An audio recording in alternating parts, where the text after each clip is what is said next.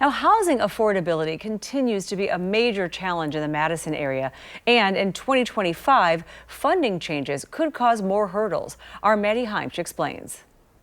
A local rent assistance program has provided financial help to nearly 3,000 Dane County households facing the threat of eviction. But later this year, the program funding and much of the assistance that comes with it will come to an end. It was one-time money when it was made available, and it's now just about run its course. That one-time money came from Congress's Emergency Rental Assistance Fund and went into a COVID-era initiative called the Eviction, Diversion, and Defense Partnership. Funding that was from the federal government to prevent evictions in the community. Since its inception, the fund has put nearly $26 million to Dane County housing through organizations like the Tenant Resource Center. They can provide housing counseling or mediation services. They can provide assistance going through the court system, through the legal system, and they have funding available to provide direct rent assistance. But by September of this year, any unused money from the Eviction Diversion Funds TRC relies on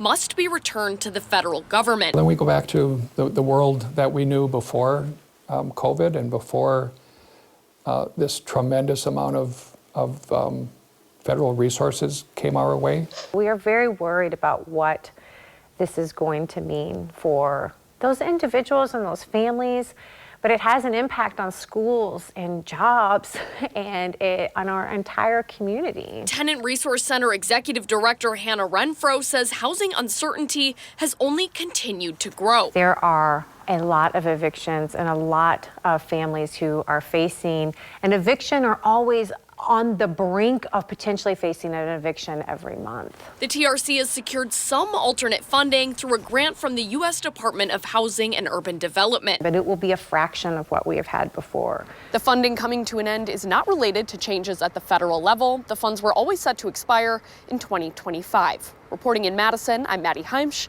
News 3 Now.